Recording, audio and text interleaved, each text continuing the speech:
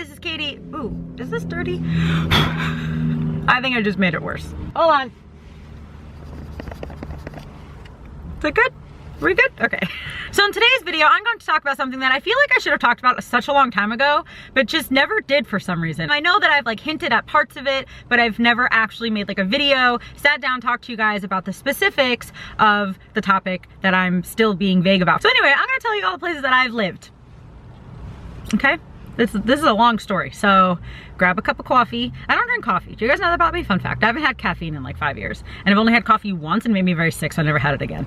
That's not even the story that I'm telling you today, but that's just a little extra story. Okay, so as most of you guys probably know, I grew up on Long Island, which if you guys don't live in the Northeast, some people just don't know where Long Island is. It is east of New York City, essentially. There is an island east of New York City that like a lot of people are from, like Billy Joel and Jerry Seinfeld. Like a lot of famous people are from Long Island, and so that is where I'm from. And I grew up there with my mom and two of my brothers, and I lived with my mom until college, and then I went away to a school in Connecticut for like 3 semesters, and then I transferred home to live with my mom and went to a school that was local. And then when I was 23,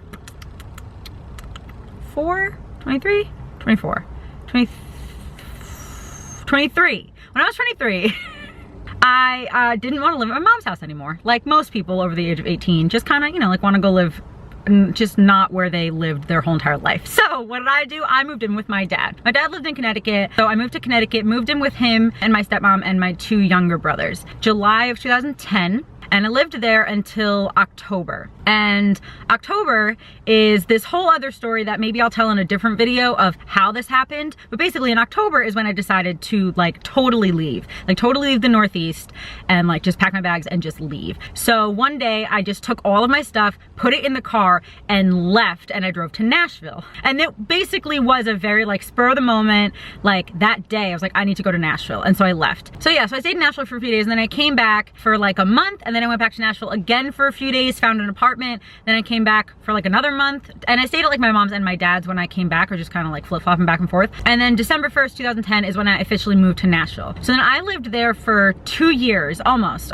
2 years. And then in about October of 2012, I was like, I feel like I need to go somewhere else. So I actually traveled with one of my friends. I've mentioned this story a million times. With my friend Matt, he and I traveled for like a month. And so we did that trip in October 2012. And then I came back to Nashville for like a few weeks, and then I went back to New York for the holidays. This is the story that if you guys watched one of my videos last week about the scariest travel story I've ever had, I've kind of explained this little bit of the story. Sorry, I got a text message and I did not put my phone off of vibrate. So if you're hearing it vibrate, it's over there. So I went back home for Christmas of 2012 and I stayed with my mom. And then January 2013, I went back to Nashville, stayed in Nashville for a few weeks, picked up one of my friends, we drove out to LA. I stayed in LA for about a month. Did you guys hear that motorcycle? I don't know if you could, but it was very loud. So I stayed in LA for about a month, and this was early 2013. And then I was like, you know what? I don't want to live in LA. I don't want to do this right now. And so the next day, literally the next day after I decided I did not want to be in LA, I moved to Portland. So I drove up to Portland. This was like February 2013. Drove up to Portland. About halfway, I ran out of money and like all my credit cards were filled, and I like freaked out. I was just like stuck at a parking lot, and I was talking to one of my friends. He's like, I can wire you money in the morning, because it was like nighttime. He's like, I can wire you money in the morning, blah, blah, but I was like freaking out. I'm like, how am I gonna move to a new city? I have literally no money, no cash, no credit, no nothing. So I just happened to find like a pile of mail that my mom gave me a few months earlier, and there was a credit card in there. Oh my gosh. So I like activated it. I had enough money to get to Portland. And then my Portland story is probably gonna be a whole nother story in and of itself, because I moved around every like month when I lived in Portland. It was a crazy thing. My how to sleep in your car, I don't even know the title of that video, how I sleep in my car. The one that I posted like 3.5 years ago, that one was in Portland. Because I lived in my car in Portland. I like stayed on friends' couches, I stayed in friends' floors, literally like their like living room floor. And I lived at a bunch of different places in Portland. So I was there for about 6 months. So in July of 2013, I decided to leave Portland. I don't remember why, but I just decided that I was done with Portland, even though I loved it there. And I wanted to move back to the Northeast and live with my mom again. So I moved back and I stayed there for about 7 months or so. And then early the next year, I got a phone call from somebody that I used to work for when I was younger. And he moved out to San Diego and he was looking to hire somebody, and he wanted to hire me. And he's like, would you be willing to move to San Diego? And I was like, yes, absolutely. So he flew me out, I think it was March of 2014. He flew me out to try to like convince me to move to San Diego. And I'm like, dude, you don't have to convince me. I've always wanted to live in San Diego. So like, cool. So then like a month later, I moved to San Diego and I flew because they were like, we need you immediately. You cannot have an extra week to drive here. So I had to fly and they shipped my car, which was so weird for me. Like not shipped on a ship on a, like a tractor trailer thingy thing. But it was just weird to not have my car for like a week in San Diego. So I lived in San Diego, which I adored, and I lived there for about 7 months. And then like the next few years of the story kind of like, I don't know. If you guys have been watching me for a while, you know that I was dating somebody who lives in New York and we recently broke up. So like a lot of this story has to do with him. So the fall of that year, he and I started dating. We'll start dating again because we dated when I was in New York the year before, and we broke up, and then I lived in San Diego, and then we got back together. So I was able to move back home and keep my job. So the fall of 2014, I moved back to New York. And then like 2 months later, we broke up. So I was like, what the heck am I gonna do now? Like the whole reason I came back was for him. We broke up, so I don't really wanna be here. So my best friend who lives in Austin, another text, sorry guys, very popular today.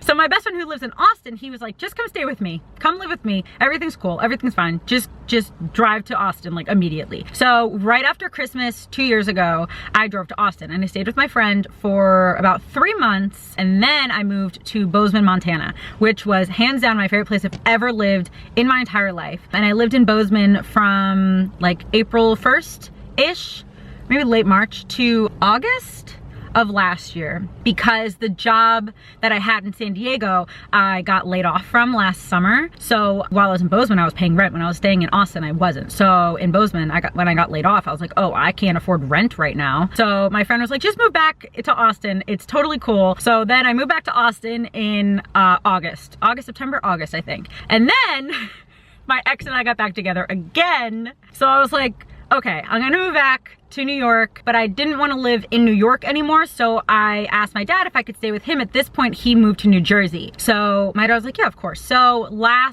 don't know when this was, September, October last year, I moved to New Jersey to stay with my dad. Then my dad moved to Charleston in March or April of this year.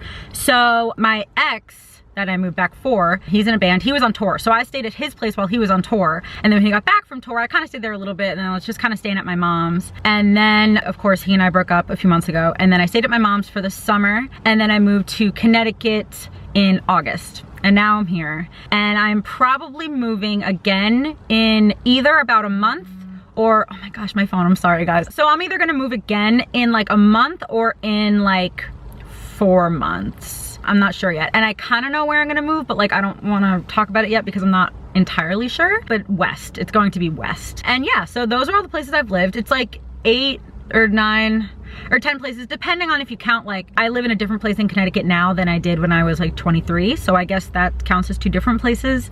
And then like, oh, well, I guess I lived in the city for a month while my ex was on tour. So does that count? I don't know. But I've stayed in a lot of places. Montana was my favorite. It's beautiful, beautiful out there. I really liked Southern California. I loved Portland. I really liked everywhere that I lived. Austin had my favorite church and like a few of my favorite restaurants. Nashville was the first place I've ever lived on my own, which was really cool. And it's actually the only place I ever lived like alone, like lived in an apartment with no roommates. So that was cool. And then the Northeast, like it's pretty up here. It's nice up here, but I grew up here. So it's just kind of like normal for me, you know, but that's it. That's it. Those are my living, moving stories. I am obviously gonna do more storytime videos and talk, like I said, I'll probably talk about Portland in one of the videos. And I'll probably also talk about what led me to move to Nashville in a different video, because those are just 2 completely like separate topics that would make this video way too long. So yeah, so that's it. My hand hurts so bad from holding the camera. I really, like, I have mild arthritis in my hands. I don't know if you guys know that about me. I really need to find somewhere in my car to like hook this up. But anyway, for now, that is it for the story. If you liked it, please give it a thumbs up and let me know in the comments any other stories you wanna hear from me. And please subscribe. I'm putting out videos Monday through Friday for the rest of the year, so subscribe so you can see all those.